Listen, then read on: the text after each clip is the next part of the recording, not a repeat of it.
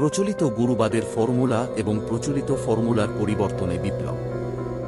শ্রী শ্রী বাবামণি বললেন, দেশে প্রতিষ্ঠিত বর্তমান গুরুবাদের মূল ফর্মুলা হল গুরুই ব্রহ্ম, গুরুই ইষ্ট এবং গুরুই মহামন্ত্রের অবিচ্ছেদ্য রূপ। এই ফর্মুলার ফলে এমন একটি সমস্যা দেখা দিয়েছে যে ব্রহ্মভাব নিয়ে থাকা গুরু অনেক সময় ত্যাগী শিষ্যের মধ্যে মানব গুরুর প্রতি প্রকৃত শ্রদ্ধার অনুভূতি জাগাতে পারছেন না।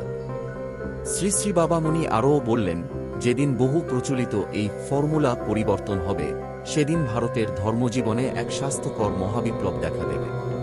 তখন দীক্ষাদাতা গুরু নন, বরং সমপথে অগ্রসর এক পথিক মাত্র, এই ধারণা মানুষের মনে গভীরভাবে প্রতিষ্ঠিত হবে।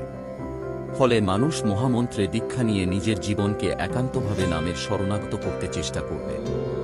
দীক্ষাদাতার ব্যক্তিগত দোষত্রুটি তখন তাদের কাছে একেবারেই গুরুত্বহীন হয়ে পড়বে।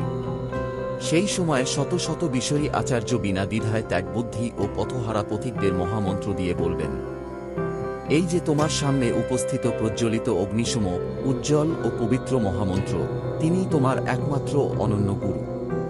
আর কাউকে গুরু হিসেবে মানার বা ভাবার কোনো প্রয়োজন নেই।